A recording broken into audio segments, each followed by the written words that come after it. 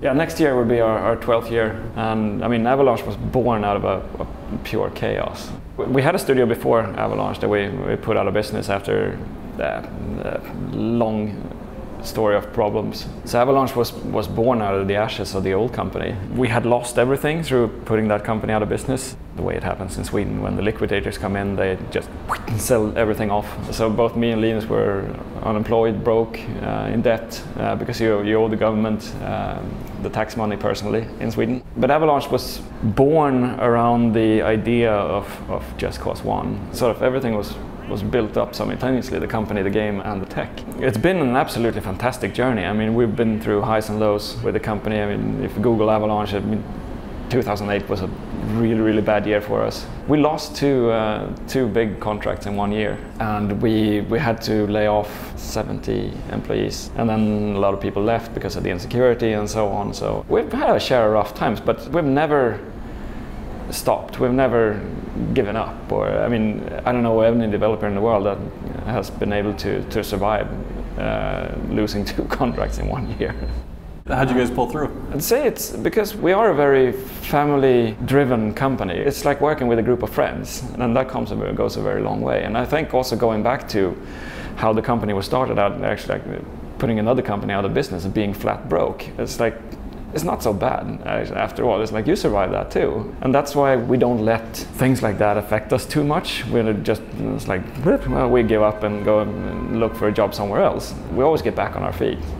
Just Cause has always been in a very center point of the studio. It's helped us inspire other games that we're making. I mean, the hunting game that we're doing, it's an open world game. What many people don't know is that we've actually worked with free-to-play since 2009. So we've stepped on pretty much every mine in that minefield during those years, but now we've found a model that we really like. But as a studio, we're not that fixed on choosing like one business model that every game should work on.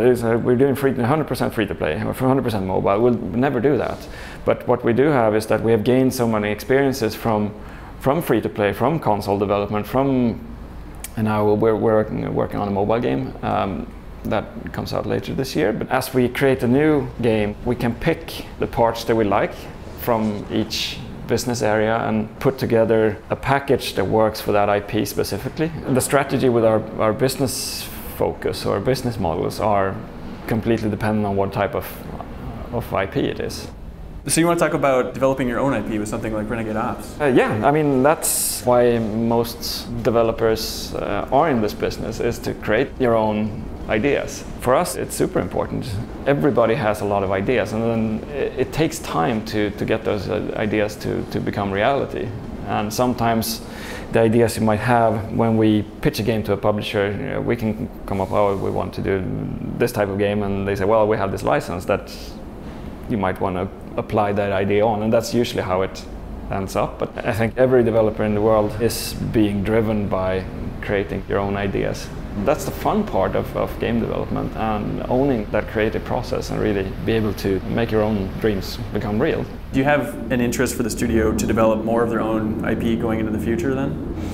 Yeah, absolutely. That's our focus for the next years to come. We have a huge catalog of old ideas that we want to bring to life, and obviously come up with a few new ones, but definitely focus on doing something original again.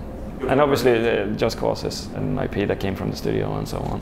Do you feel kind of burned out working with big IP and licenses? No, not at all, not at all. It's been a fantastic experience working with Mad Max, and I mean, it's almost like we've treated it as an original IP. You guys were posting jobs a couple years ago for a comic book game that was in the works. Yep. Back in like 2012, do you have any comments on what eventually happened to that? It unfortunately ended up never happening. It's always heartbreaking when a project gets cancelled, but that's unfortunately the reality we live in. And not all projects survive. It wasn't quite as devastating as 2008 for you guys though, as far as the blow to the team morale and everything? No, it wasn't, because we had so many open positions in the Mad Max team, so we can...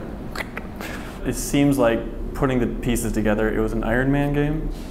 I can't comment on that. Okay. So you want to talk about the partnership with Square? With Just Cause 1 it was Eidos, and Eidos got acquired by SAI, and SAI got acquired by Square Enix. So I mean, we had this partnership with this group for 11 years now, and they've always been very, very supportive of the studio, and it feels like a true partnership. So never had any contracts waved in my face or anything like that. It truly feels like a partnership around the Just Cause IP. When we started up the studio, our goal was to establish long-term partnerships, and this is as long-term as it can get in this industry. Do you feel like it's a little bit of a two-way street with Square getting more into the open world genre? Do you feel like you have some expertise that you can help them? Yeah, absolutely. I mean, it's been our focus to do sandbox games from the very beginning. So I think we can learn a lot from each other. And I mean, Square is back from the Eidos days. I mean, the catalog of IPs that exists within Square is absolutely amazing. Would you ever have any interest in working on an established Square IP in the future? Yeah, never shut in any doors. Kind of like, I think Grain was working on that Final Fantasy Fortress type thing. But they did. Yeah, that was a thing a while ago, but like even like the Final Fantasy IP? Yeah, absolutely. I mean, it's, yeah, I could definitely see a few.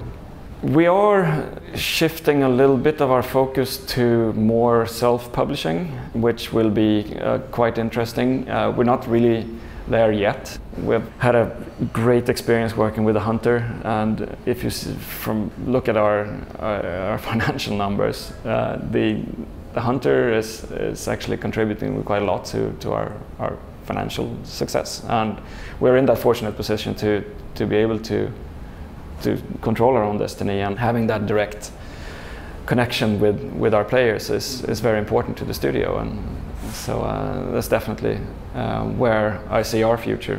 But on the other side, I mean, we have again a great partnership with Square Enix and our other publishers that we work with, and it's something that we would like to continue working on as well.